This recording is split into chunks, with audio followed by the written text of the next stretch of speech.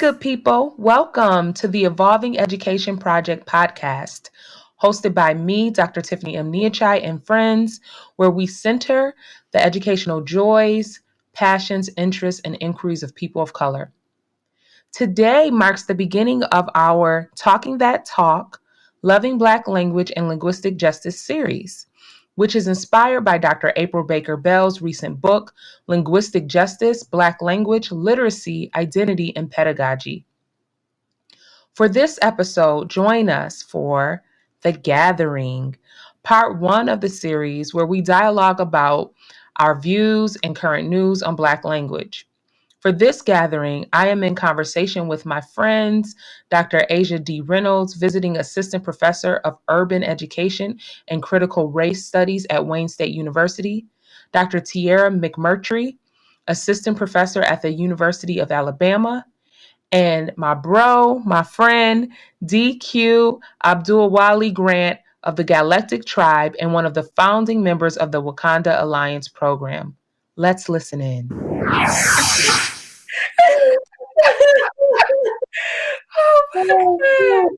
You fine. So we started recording. So listen, first. Oh, and this is Asia, DQ. Hello.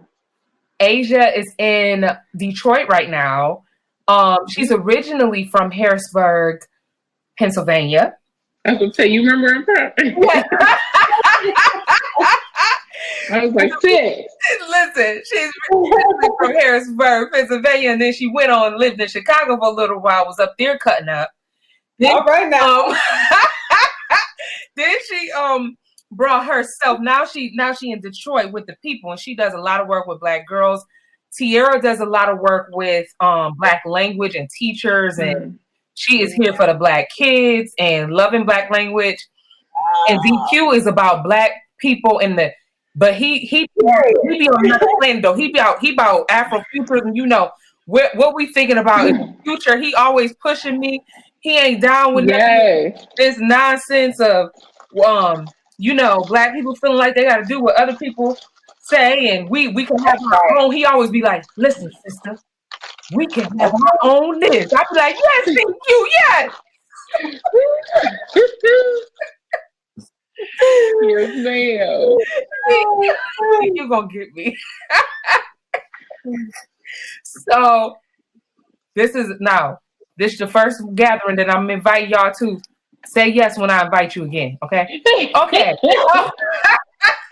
So this like the interview for the other invite. So we gotta do good. I gotta see how y'all do. Okay, let me get together. You're not showing up in y'all full Black identity, okay? I need the real. You know what I'm saying? Be real Black for me. Oh yes. Yeah. I don't know the rest of it.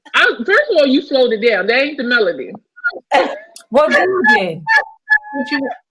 Do the melody. I ain't doing it. I ain't gonna do it, I know it, but she ain't doing it. Okay. First of all, I just want to say y'all look beautiful, okay? Because I told y'all to come up in here looking beautiful, and y'all look beautiful. Everybody look great. DQ will say handsome for you. Everybody look great, okay? And that's how I was. What you say? Oh, you got basketball shoes? They keep it real. Listen. They keep it real, so I'm keeping it real. Listen. You do. Listen. All these Zoom calls and stuff like that, they all they gotta see is this, okay? That's all. Mm-hmm. That's it. That's it. All right? That's it. So let me tell y'all, we about to just chop it up. I don't got no interview questions. Okay. I just want us to have a conversation, okay? Mm-hmm. Because this first series is called Talking That Talk, Loving Black Language and Linguistic Justice. And I'm going to tell y'all why I picked y'all specifically for this gathering, okay? Hey now. Don't think that I picked you just because you a researcher of Black language, Dr. Teaira. No. I was just available for you anytime.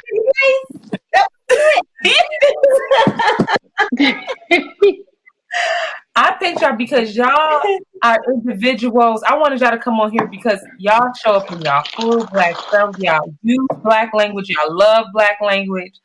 And I wanted people to talk about this. And I wanted to talk about like whatever comes up for you when you think about that. So I want to start off by telling the story about DQ real quick because I think it is so perfect.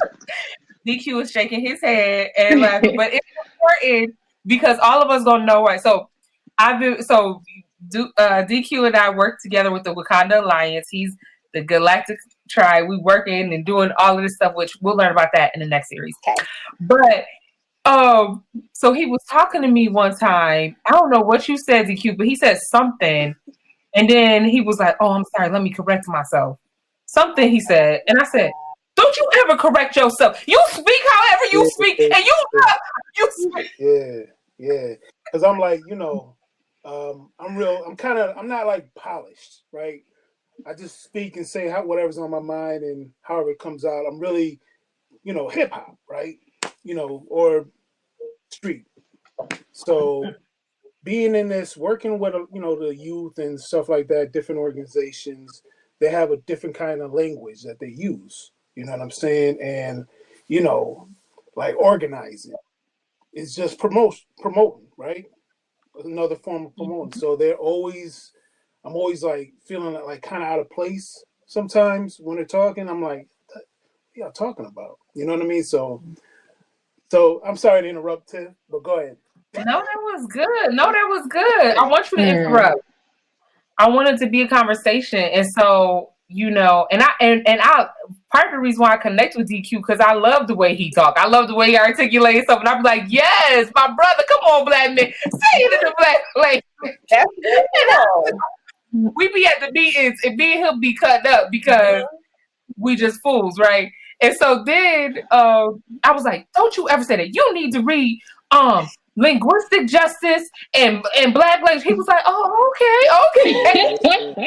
Yes, and I think that's a whole thing, and that's and Tiffany, I just appreciate you for calling this thing Talking That Talk because that's Geneva Smitherman, mother of Ebonics, you know what I mean, and what she describes is this idea of linguistic push-pull, right? And how we love our language, we love the culture, we know what it does for us, but when in the white mainstream, when we present ourselves there, it's almost this like tug of war that we're playing. And I mean, this just goes back to double consciousness, Du Bois, and so what DQ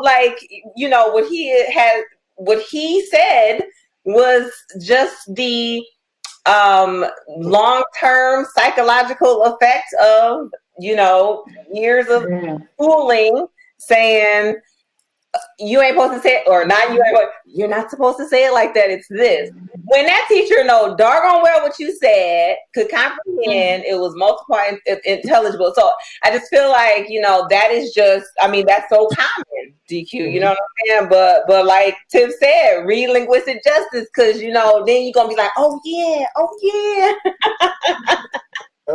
Yes. Hey. All right.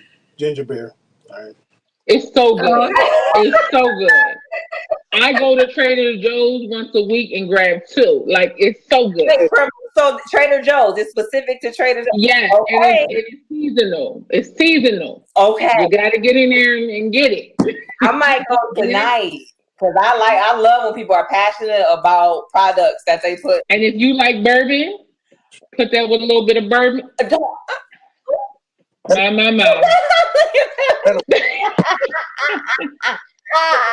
Look at this. Oh my God! I don't want to be saying that. I'm going to be like, because I'm saying. And I want to be saying that. That's how you know that's how you be.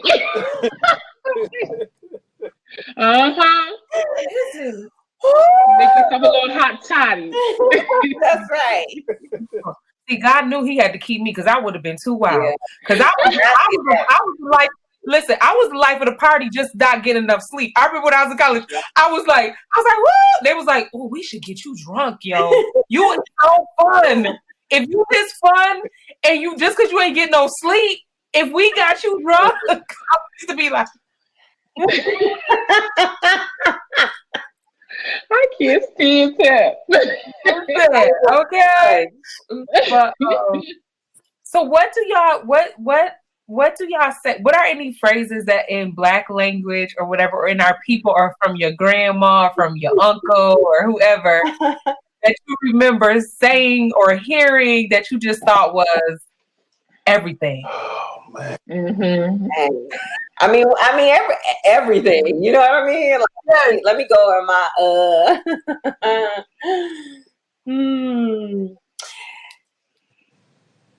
Yeah, we got a lot of cultural words and phrases. I just know my mama, she was convinced, like we joke about this now, but when we got a little, because she has 5 of us. So, you know, the youngest is 18. And so he doesn't know about it. He doesn't know about these particular phrases that she used to tell us. But when we used to, you know, got a little older in our upper teens and thought, you know, was feeling ourselves, thought we could come home and talk, you know, any kind of hour and talk to, you know, our parents, how we going to. She's always 9 windows and 2 doors. Pick one of them. That was basically saying you could be out. Okay. That's one that's like memorable. But I think one that's probably more specific to my family. But and listen, some of these phrases, you know, they make you believe some things that are not true. Like for the longest, I had to train myself that if I leave my door open, like during the winter, I'm not heating up the whole neighborhood. Like, cause I used to study, I used to hear that too often. Close my door. I ain't heating up the whole neighborhood, you know. So I had to like retrain my brain like that. That's not the truth, but.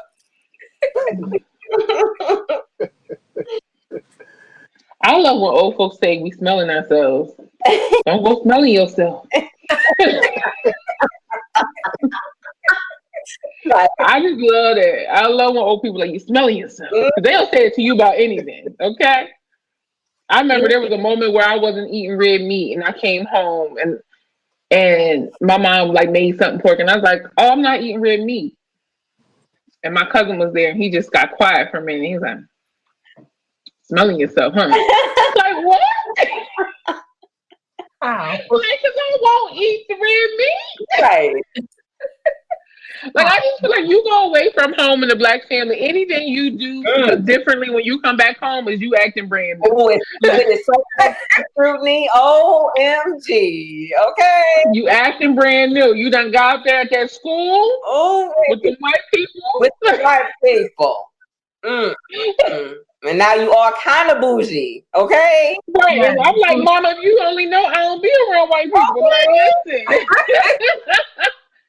I'm trying to survive this space. Right. Listen.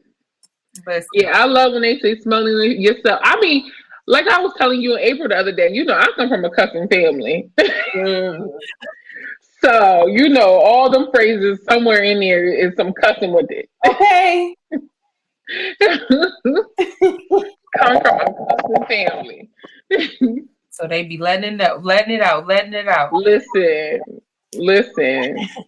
Before, you know, we were having like mainstream conversations about the N-word. Like, I'm like, oh, they use that in my house. I know. It's like I'm like, we use that at my house. Right. It was the Jay-Z and Oprah continuum, and we was like on the Jay-Z side, like,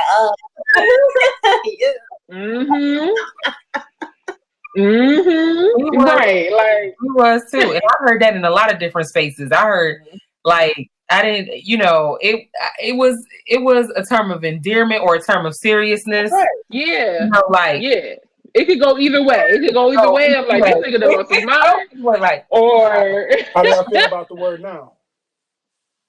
I mean, I've always felt like that. For me, I've always felt like that was an internal conversation. Like that was a family table discussion, right? Like I never felt like we owed white people the right to even think they can dialogue about it with us.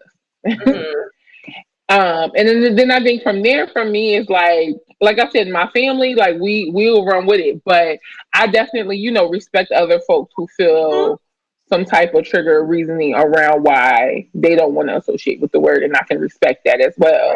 Right. But for me, I just never felt like that was a conversation that I was gonna have with white folks. Right. Yeah, nah, they ain't having that. Nah. Yeah, I remember it recently. I just never felt like they had a right to that conversation with us, right? DQ, what do you think about that question you asked? I don't like having that. I don't like people saying the word in front of other white people. Yeah. If we're gonna talk and we're gonna be us, that's cool. But I don't want them to have any reason. I don't want to give them any reason to sit there and say, "Oh well, you guys talk." The same. Say, well, you guys say it in your songs and stuff like that. You know what I mean? But listen, so I don't mind it. I just think that I stopped really using the word. I don't really use the word that much, unless with one of my other friends who always uses it. But I don't really choose to use it. That's just me. But I mean, know that some of my friends, they'll use it, be like, "Oh, my nigga," or this, that, and the third, and even some females. I don't mind. I mean, it is what it is. As long as you're back, you all good. Well, that's it. Well, that's how I feel. I kind of feel like whatever people want to do, because the one thing I don't want to do, as I'm, embracing my own blackness and celebrating blackness, I don't want to police other black people. That's one thing that I don't want to do. And I think it's very easy to get into that when we learn more about our culture, then it's like we the ones who know it, we get to define what it is. And that's great that people are, when you come into your awakening, or if you've always been, but the work is not in us policing each other, but having conversations. And so that's how I feel. I don't really, I say it playing around, but it's not my everyday conversation, but I will be like, geez, Yeah, right. Because sometimes that word, and that's the thing I think about Black language, period, is that sometimes, don't know other phrase fit but what our language have to say. Like, I always use that example of from the movie Friday. So if you're listening to this podcast and you don't know what Friday is, you got to check. That's on you. Because it will be a lot of Friday references throughout this podcast. But that one part where so how Craig, why can I remember her name? Nia Long character, whatever her name was. So they in the house, they doing what they doing. Debbie. Her name was Debbie. Debbie come by, right? I don't know if she was looking for Felicia, whatever.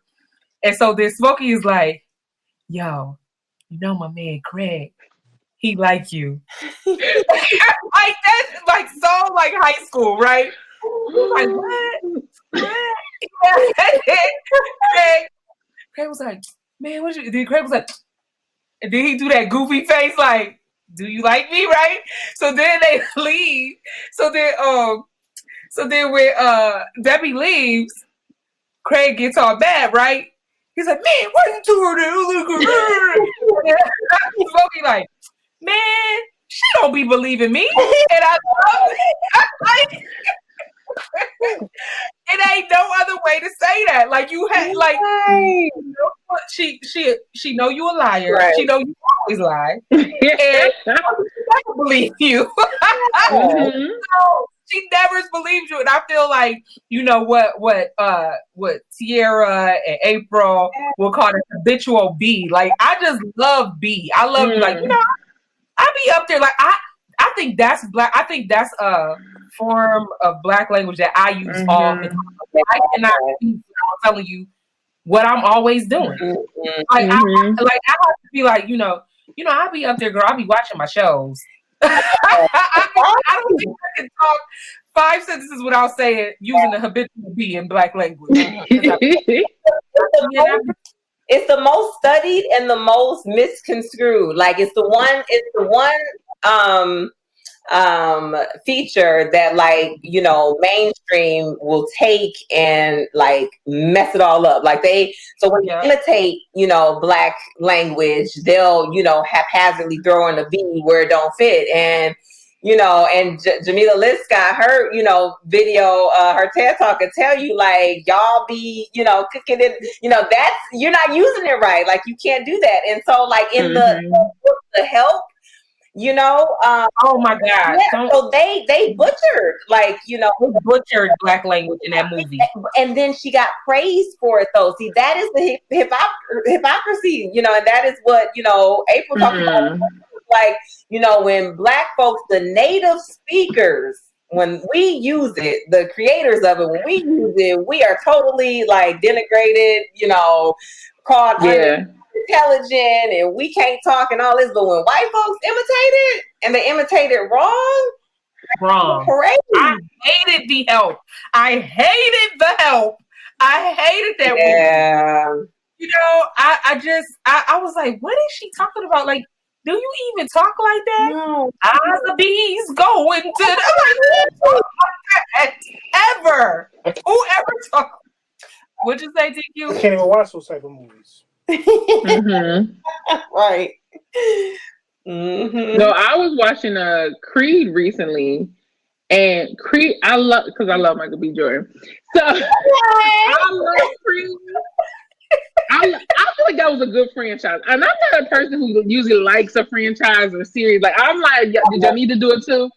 I enjoy Creed, I can't wait. But the part that gets me every time, so like, you know, I'm very Philly adjacent. I went to school with people from Philly. I grew up always like back and forth to Philly because of my family. I'm very Philly adjacent, to the point that people from Philly, I have to remind them I'm not from Philly, right? So like, there's just a certain kin to me with relationship I have to Philly. But when I hear people use John so incorrectly, and Creed every time, because you know Tessa Thompson character on there was supposed to be from Philly. And every time she said it, I just cringed. Because it was like not only the wrong use of where it was placed, but the wrong use in, like, I think the other part about Black language is like literally tone. And like how we go up, like all those different things are also part of the language, right? And so it was like both of those things that just made me be like, ooh, like somebody from Philly did not come, was not her dialect coach. Like somebody from Philly did not come and make sure she was right. I feel so bad now, Asia, hear you say that, because when I saw that movie, because she was teaching him how to use John, right? And so I know. I was learning. I was like, oh, that's how you say John. So I was like, after the movie, like, John was my way. I mean, John in many ways is like how, like, if I come up to you and if I say, girl, right, you understand that I'm about to tell you somebody was on some bullshit. Okay. If I'm like, girl. See, Asia, the language in which you say it, that has some meaning too. Right. So if you go, and so John is, you know, we always say John is a noun. Yeah. People, place, or thing. Yeah. And then there's a way that you say it that lets other people know, like, oh yeah, I know what you're talking about. Yeah. So yeah. I was watching it recently, and I was just sitting there like, oh, this is bad.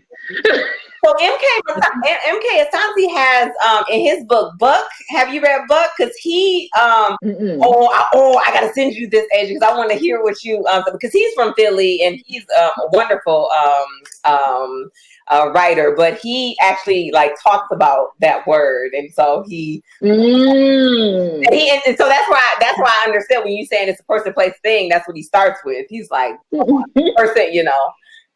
Mm-hmm. Yep. Okay. Let me get my notepad out. Right. That's right. Don't get this learning. We all getting this learning, John. No. Oh, okay. Wrong. Philly adjacent. Was that wrong? Philly adjacent.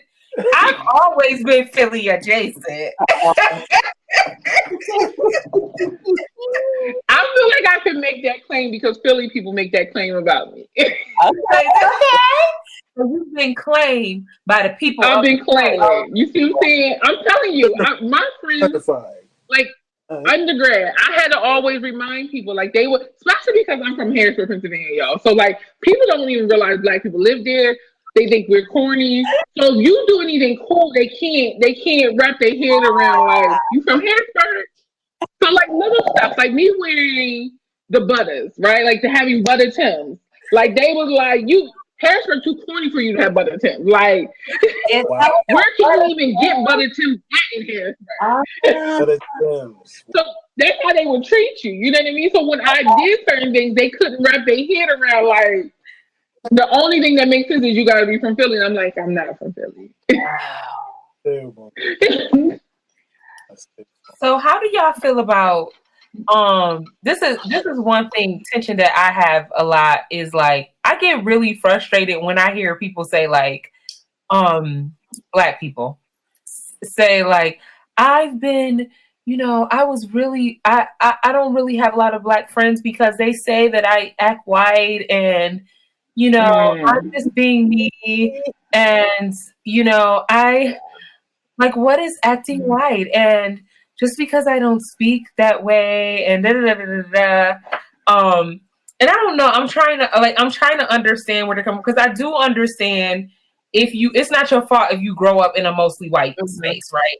And you don't have an opportunity to be around Black people, right? But I just be like, we do understand, like for me, I just like I went through that too, and I don't feel like I talk white at all. I don't think I did then. I think I was just into different things than that group that I was around.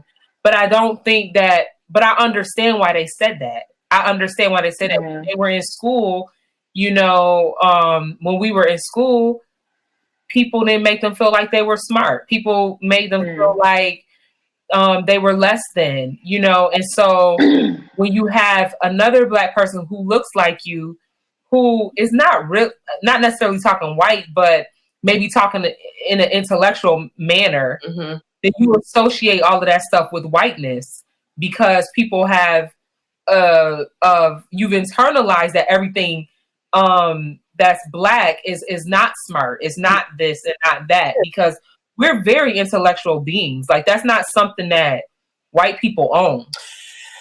Right. I think you said it in so many ways. I think what we discussed within these last, few minutes is how Black language is much more than subject verb agreement or, the be verb. Like we could do things with this language. We can do things that like the limits of standardized English or white mainstream English that they just simply can't do. So as brilliant beings, we need more, and the best way to say and do things is in Black language. And so the messages though, the very detrimental messages that have existed since we've been on this land,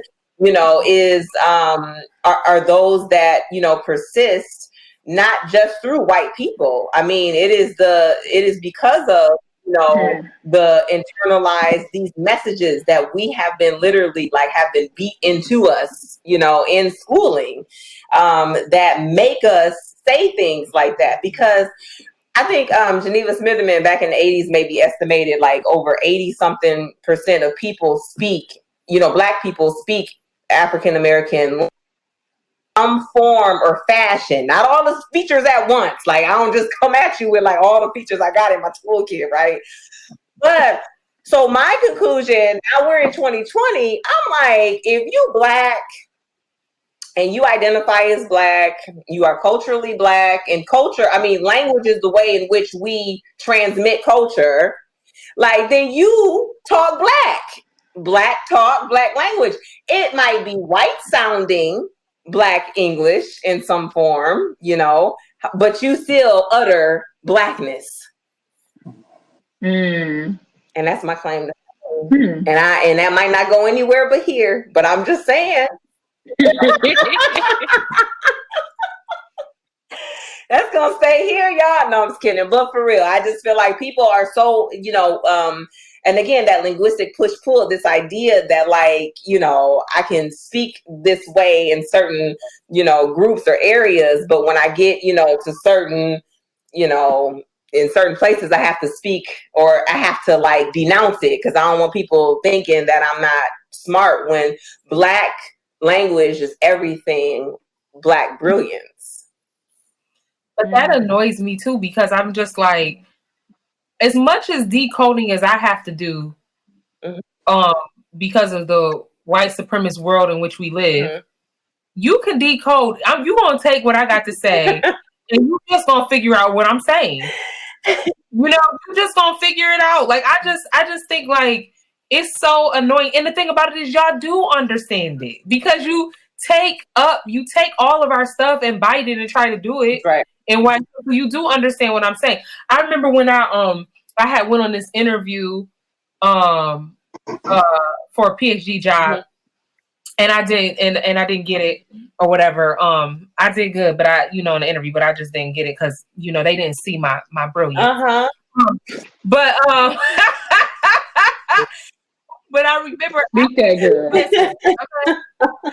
But I remember after like one of my supporters, a person that really supported me, it's a person of color, wasn't a Black person, but it was a person of color, pulled me to the side and was like, yeah, I'm so sad. It's bad. This place is racist, but then they were like, maybe if you like code switch.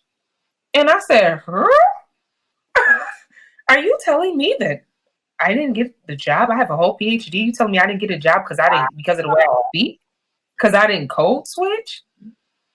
As academic as... my presentation was too Black? And I'm just like, and it just really showed me something. All these hoops I done been through. All these letters I got.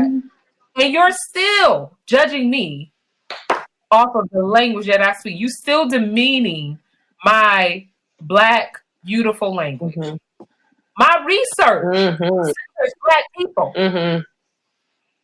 About us not being racist, but yet I'm gonna be condemned for using Black language. That's I'm just Yeah, that folks get me too when they, kind of codify the language, and they'll say, like, when I worked for the district in Milwaukee, I mean, that's all I did was give presentations to, principals and school leaders, and the reviews will be like awesome, right? They'll be like, oh, it's so engaging. It was this, she had us doing this, and blah, blah, blah. And then you'll have them 1 or 2 people out of 5,000 folks that'll say, the message was good. She just used unprofessional language occasionally. You know what I'm saying? So I'm like, y'all claim that y'all all celebrate diversity and all this, but yet you trying to insult my language by calling it unprofessional. So there are ways in which people will, show their Black racism or Black linguicism without actually saying it. And so I like when people so I had to address it. Like the next session that I worked with them particular teachers, I was like, hey, I do a lot of code meshing up here because that's how this is who I am, and I bring my whole pie to the dinner. And so I apologize if, any of your ears can't tolerate. I mean, I was, of course, at the position to be able to, say those things. And I do, there have been, like, I did have to, bite my tongue. So I do recognize that. But, at this point, I'm like, no, this is my whole self. This is who I am. And I can only express things. And it's my body language, too. And I think that's part of what, what it was about. It's the whole package. And that's a shame. But it needs to be called out. It does. Your whole Black girl magic. And I want to ask them, what is unprofessional? Because y'all don't speak unprofessional. I mean, y'all don't speak professional at all. Like people, non-Black people. I be like, What are you talking about? I don't even know, and I don't understand it. At least I talk my language. You know what I'm saying. No, I don't know what you're saying, and you don't. And that's why I like April's book about how she's calling out anti-Black linguistic racism. Right. It's something very particular about the way Black people talk in our language, and it's because it's powerful, right? Mm. It's so powerful. Yep. Yeah.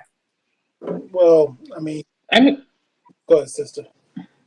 Mm-mm. You got it. No. We wouldn't hear from you. Go ahead, brother. Planet, like John says, 2,000 years before they have, right? So our stories were told through art, which was also told through music, right? So therefore, we are everything that they want to be. They love our culture but hate us. Will find and nitpick at everything that we are and what we do because they can't be us. We're the season. They're just bland. So that's another thing. Like we talk with our body. You know what I mean? That's another way of, I mean, even like through slavery, that's what we used to do too. You know, our people used to talk through their bodies. They used to make up words. We do that in hip hop. You know, hip hop is a subculture. So these are things that they know about. And what bothers me is how white people try to tell us about our culture. You see what I'm saying? And then to go back to what you ladies were saying too about our language and about coding, right? Did I say that? Decoding? Okay. Anyhow, you look at the British London, right? How the British folks talk versus the ones here. They talk way proper than white people here.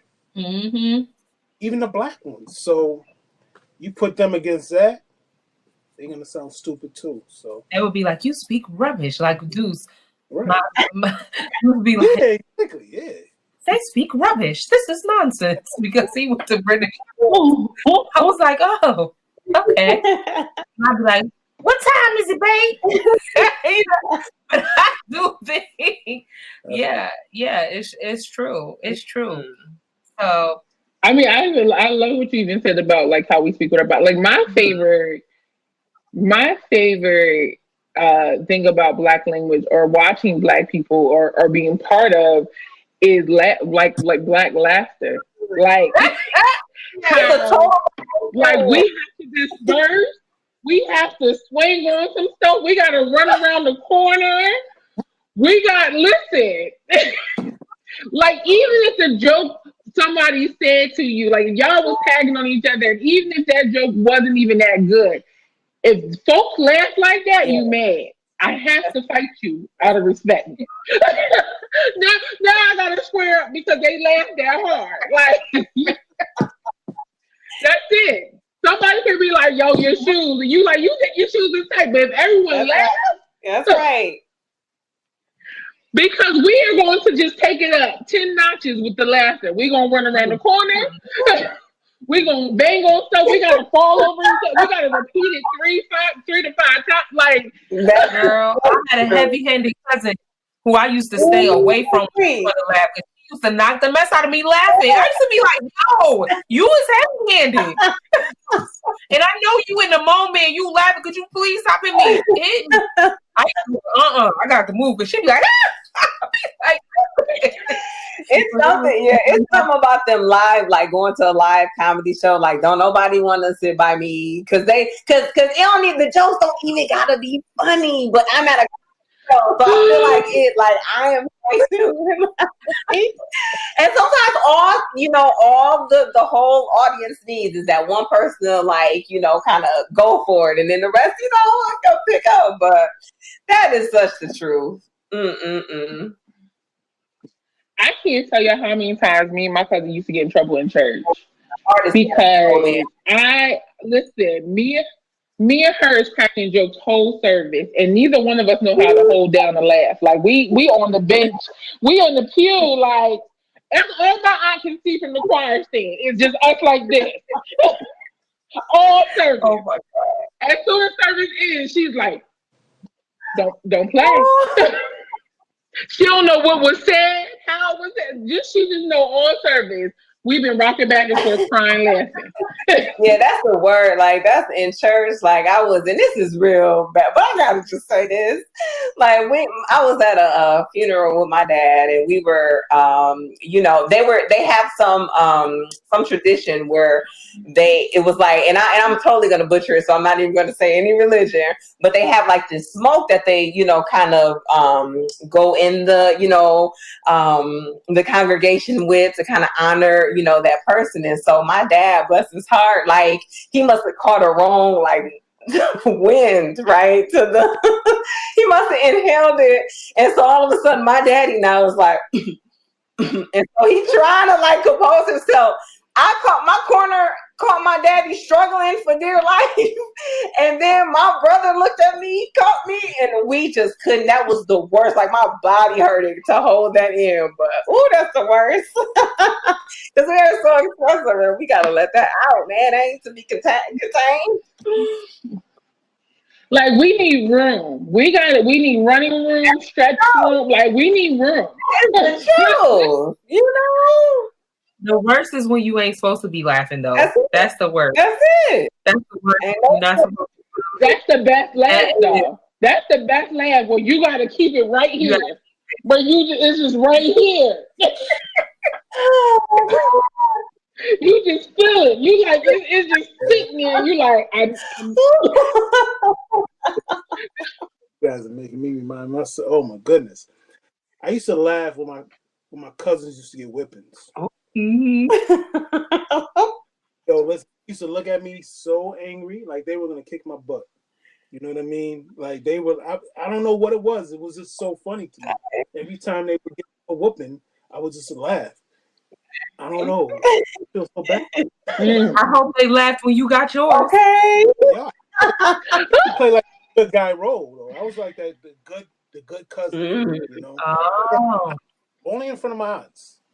Be real proper. It's probably funny because they would be trying to be big and bad, but once they get up under the helmet, right.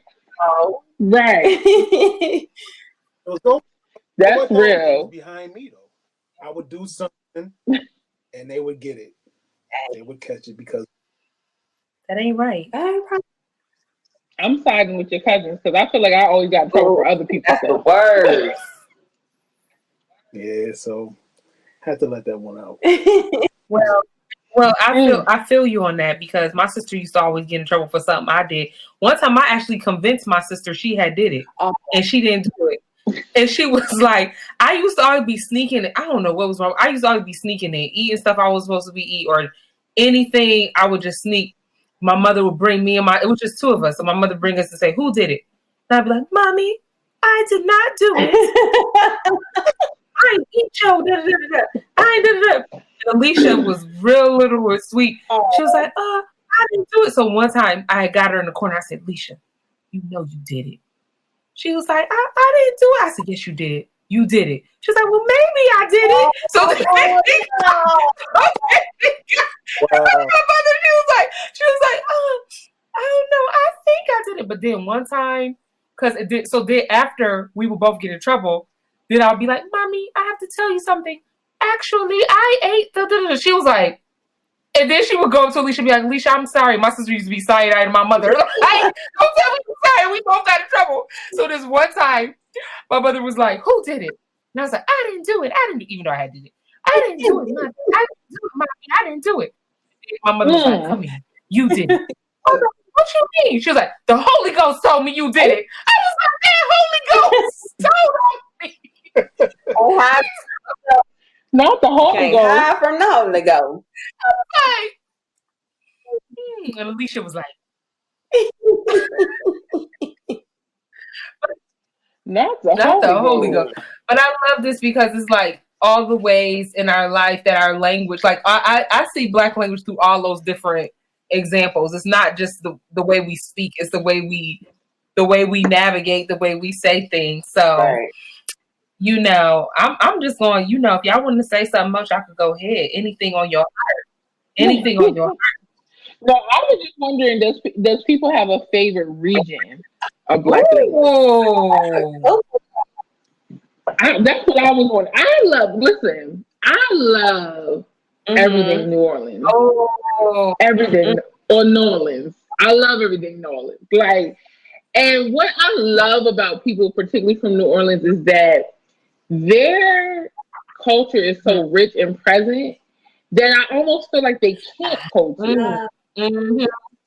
You know what I mean? Like it's just so deep and so vibrant and rich and like everywhere that they really can't. Right? Like it's not even like a conscious refusal not to, as much as it's like it's just it's right. I love when they just like baby. I be like, yes, ma'am. I say that like the hotel one time, and our lady at the front every day, baby, you all right? I'm good. Thank you.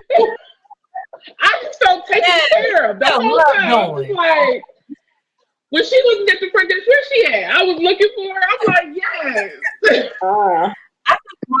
Yeah, I definitely think New Orleans is for me. I don't know, and this is gonna sound so bad to people that's from LA, but I don't know LA or Oakland, Black people, and any of the boroughs in New York City. I would say that way. I don't know. I feel like Black people in LA, they got like a combination of like, to me, it's like a southern, like it's like a mixture between like a southern and like a urban, like Nipsey Hussle type. But they kind of sound like they sound southern a little bit to me too, but it's not completely southern. It's like a, yeah, man, I'll be like, oh, yeah.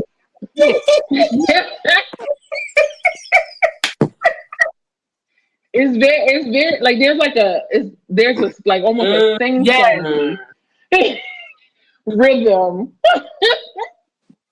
Yeah, I don't think I have a favorite. I just love the fact that although there are like so many regional differences, and like when you said, Asian, when you said buttercream Tim's, I'm like, oh my God, that's the first time I heard that. But I know what this is. Like I know what but we didn't call them that. Same thing like with Dookies and Air Force Ones. Like it just, but like what I love is like wait, you gotta explain for DQ. DQ said what?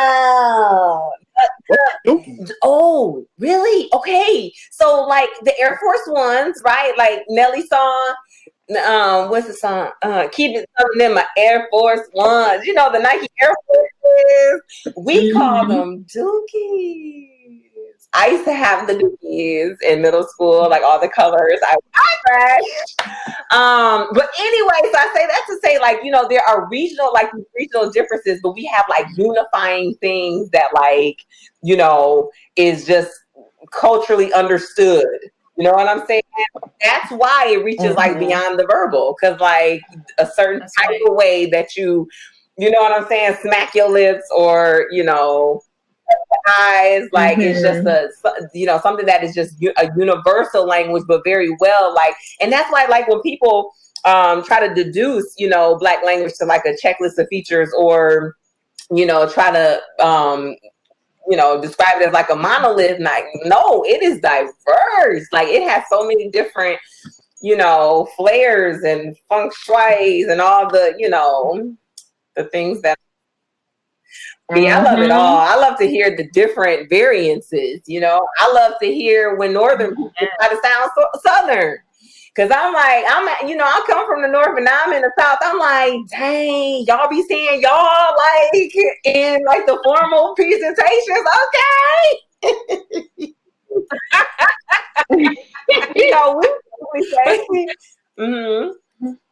But that's how we see that anti-Black racism, linguistic racism, language racism, because it's like Southern white folks say y'all in other ways, and and speak in particular ways. But when we speak that way, just like you say, you can say y'all in the South. A white Southern person will say y'all in a formal presentation. I say it now anyway. I know. like that colleague said, you know, I need a code switch. No, this is what you get, because my stuff comes from my heart and my soul and my being. That's right. One of the things that I'm sorry, DQ, you didn't even say where your favorite. New York City. Oh, man. 5 boroughs. I can see it. You know New York when you see New York. You know New York when you see New York. Listen, it grinded my gears when you said Nelly's song about Air Force because you know originated that. You know what I mean? Knowing, see, like I am constantly, I'm getting schooled. This is so good for me. So come on. I don't know why you and Tiffany. All right. You know why we friends? Why are we friends, DQ? Because I be schooling her about the hip hop culture. He me listen. Music, where everything originated from. Now, like, ooh, Nelly, dude. But wait, hold on. Please, what makes them dookie? Good point. I don't know who done brought that to where I was, but I didn't know nothing else. When people said, I learned that they were Air Force One several years after I started wearing them. Dookie, what? Who came up with that? And see, that's the difference between slang and our Black language, right? Because slang is and all of that, and I love our terms and our creativity and our genius. And you know what was my favorite that came out not too? I know it's old now, but I love when people were saying that's on fleek, and then it just changed so quick. I liked fleek. I like it, you know. No, then the kids gonna be playing me that, you know, it came so quick. Them terms though, man. I remember when I first heard that, it like tinkled my ear. I was like, yes, okay. I love hearing the young people like the variations of period too. Like, periods have a few variations. Like sometimes it's just periods with the T. Period. Sometimes it's period pool. Right? Like, without the T. Period pool is without the T.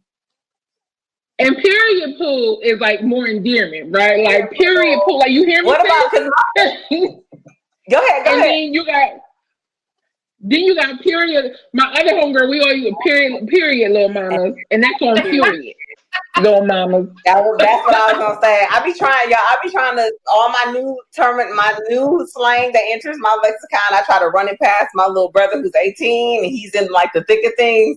And so he'll send me the emoji. Like if I do it wrong, he'll send me the emoji that's like this. And I'm like, well, give me another, like, well, help me. Don't just leave me out the word, like, help me. But that's on period is like my favorite one. Like,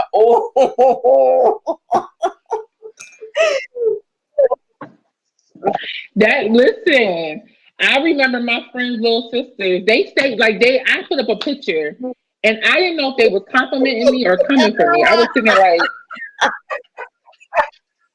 they literally just wrote eat.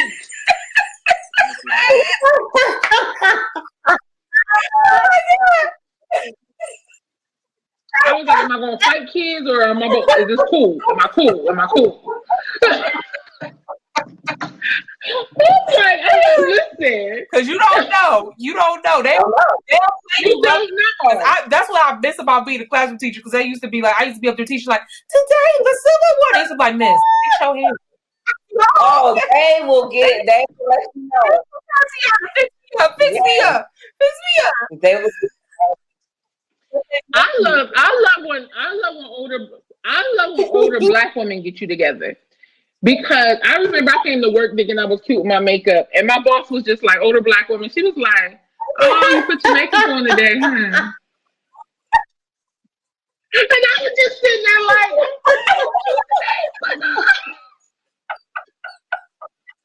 I'm about to go wash my face off because wash your. And they don't say it's cute, like they just be like, "Oh." What about when they put like the little on something? So they be like, "Oh, you did your little blush, you got your little eyelashes on."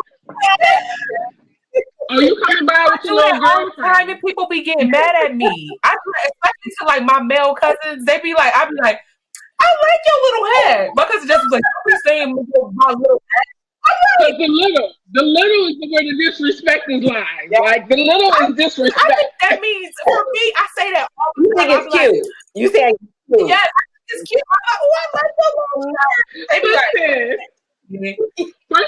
little shirt. Listen. Oh, you put your little dress on. I be like, so in Chicago, they put young on the front of everything. My homegirl was like, yeah, I'm on this young bus on my way to your house. I was like, well, is that an older bus? Is that a new bus? Did they remodel it? What is a young bus? Is it a shorter bus? Is it the express bus? I don't know. I'm gonna sell you. I'm at your young door. How old are you? How do you know how old the door is? Like, what you say, DQ? I'm gonna use that one. Young. Yeah. Young. Do y'all remember when people used to say, "Don't sweat the technique"? I do, but we didn't say it. It was the older, the people, the generation before us used to say that, didn't they? Yeah. My older cousins used to say that. Don't sweat the technique. Oh, okay then. Like I remember, because I feel like that was in rap songs and stuff, but I don't feel like we like it cling. Like I don't feel like that became stuff. So that's powerful. Yeah. Some stuff sticks. Yeah. Some stuff That's right. That's right. That's real. And some things stay local. Some things get, blow up. Did y'all ever say? Did y'all hear? My cousins used to say, "It's hotter than a mug." Oh, I said that. It's hotter than a mug. Everybody say that. Yeah, mug is. Mm-hmm. Like that. Whatever. That's what a mug is. Mm-hmm. Yeah. Yeah, like a mug of coffee. Yeah, that's funny. Mm-hmm. Me and my brother's favorite thing was we used to be like, if we didn't see somebody in a while, yo, I ain't see yo homegirl since like the 80s. Girl, you ain't see her in 3 days. In 3 days. You didn't know her in the 80s. A minute. That's the thing. Days, a minute. It'd be like 10 years. Yeah. Yo, I didn't see you in a minute. Yo, I ain't talked to her in a minute. But we really believe that. We really believe that it's been a minute. Because then we be all confused that, like, last time I saw you, you was 12. So it's like, now you married with 5 kids. And we're confused about how you grew up. Because you didn't see her in 18 years. But we really believe that. Like, yo, I ain't seen you in a minute. It's just only been a minute. No. But that's a term too. Like that's an example of a phrase that you might have to for real translate for folks. Cause like I'll be having to catch myself sometime when I'll be like, okay, give me a minute. Like I'm gonna like go, do. And like people literally be hanging on to a minute. Like, wow, it's been 5 minutes. I don't know where she's gone. She left and she went. No, ma'am. I meant when I say, when I say I'm in it and you see the baffled look on my face, that means I'm out for at least a day, and then I'll come back and then we'll reconvene. Mm-hmm. So that might be an example where it's like you do have to translate for some folks. They might not know what you mean. I ain't translating. Figure it out. I had to figure out these words and you figure this out. Oh, but I do got something funny to tell y'all. When I was my last day of teaching this semester, I was like, and most of my students are white. I was like, yeah, I'm about to go make me some grits. And I was going on and on and on about grits. Like I was just going, so finally after a while, somebody said, excuse me, professor. I said, yeah. So y'all gonna do the project out. I'm about to go over here and make me some grits and have a good. He was like, what are grits? I was like, so I'm trying to explain grits, right? So I'm like, grits are, they so good, but you got to get somebody. So I'm telling the whole process before I tell them what grits is.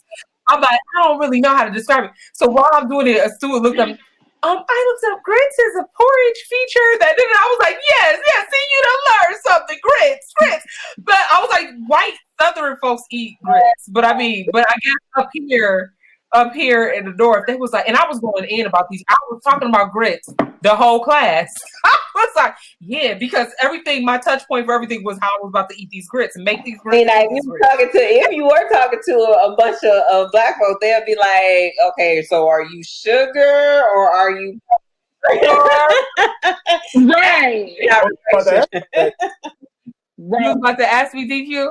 Okay. Yeah. As a matter of fact, yeah. Tiffany, what are you? First of all, I believe that sugar on your grits is of the devil. And I do butter. Oh, I got this new recipe. Now listen, I don't know. It probably ain't new to a lot of people.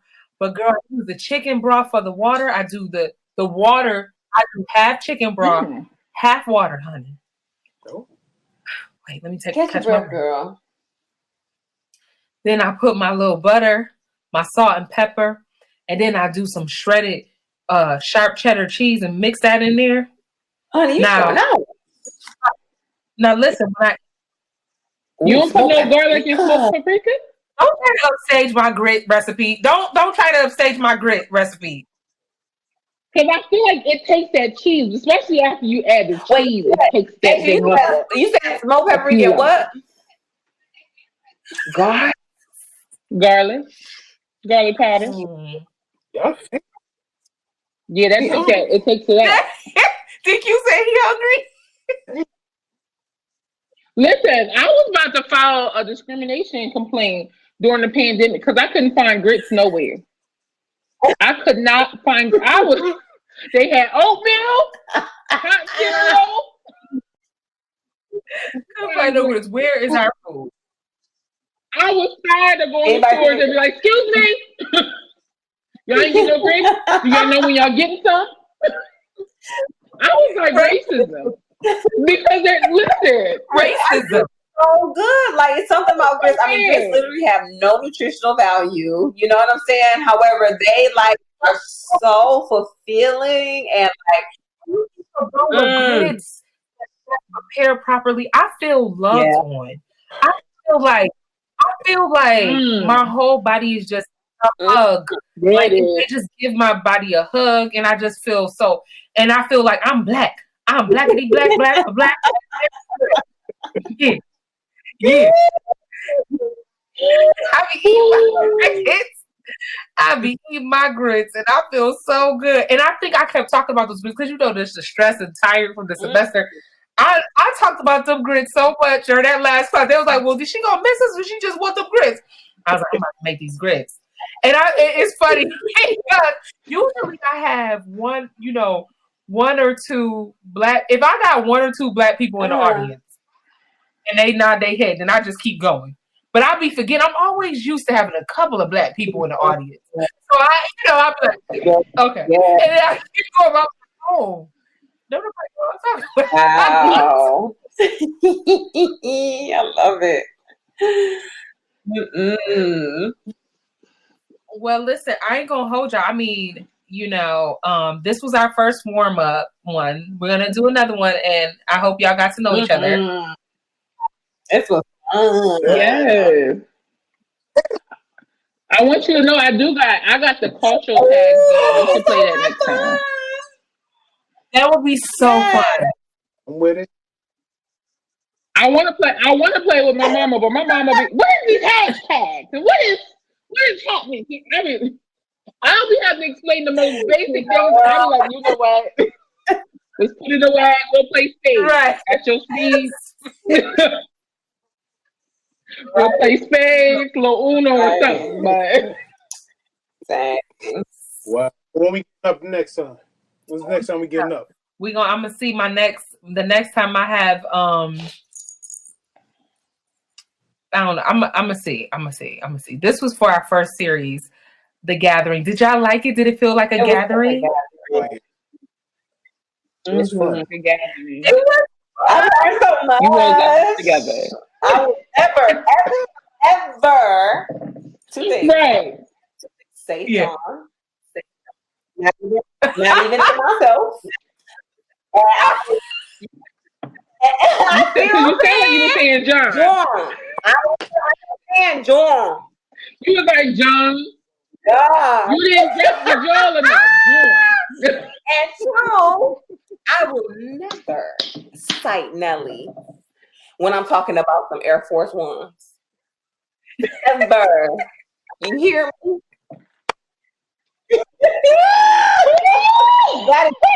Because we need the hip hop professor, DQ, the hip hop professor, so he gonna make sure he in line with the hip hop. Tell me.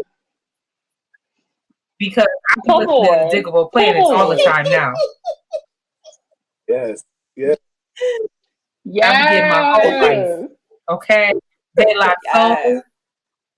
Save my soul. De La Soul, save my soul. You know what I'm saying? You gotta put them words together, honey. De La Soul, save my. That's a t-shirt. That's a t-shirt. That's a t-shirt. Yes. But got a business out of this. Don't get too excited. DQ will have us opening up 5 businesses together. I'm just preparing y'all. DQ, even business, he'd be like, "That's a business opportunity." I'm like, "It is." Pins with rubber band. All right, black people.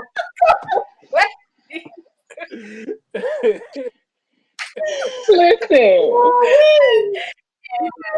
Dude, listen, we gonna be there, have 5 businesses. It'd be like, Asia be like, "Now what am I doing?" Listen, I'm no good to y'all with a business. Let me tell y'all. I'm very clear that I need a structured job. Okay. My days of playing, being a kid, having to go around and do different, sub sales and stuff. Listen, I used to come back with a paper just filled up with my family. Listen, it was 6 of us. I'd be like, that's all that used to be on my paper. Maybe a few neighbors' houses. I was the worst. Maybe I took some time and knocked on the door and said, y'all want to sell. Y'all making my cheeks hurt today. It's too much. I needed it. Well, yes. I'm glad you enjoyed it. And you know why I'm glad y'all enjoyed it? Because when I call you again, you will say, Tiffany, yes, ma'am. We will be here on the Evolving Education Project, talking about Black people, talking about what we do, talking about our brilliance. Because Black, we Black, we Black, we're my Black. Somebody go get that from her. Somebody go get it from her. We're my Black people. Black.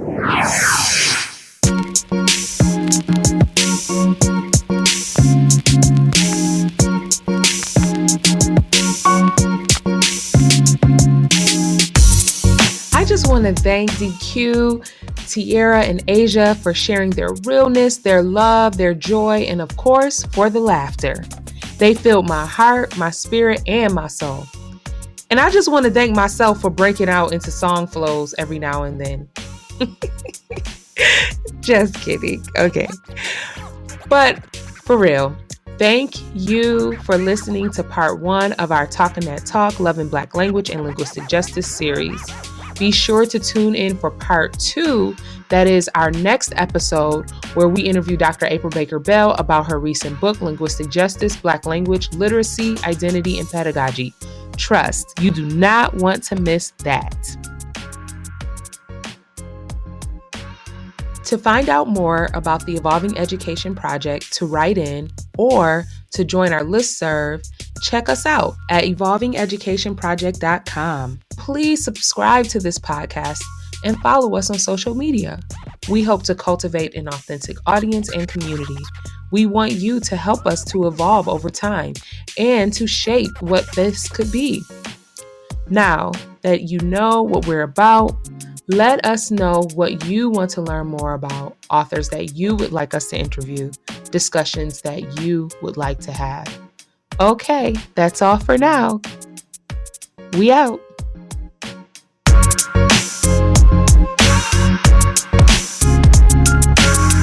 evolvingeducationproject.com.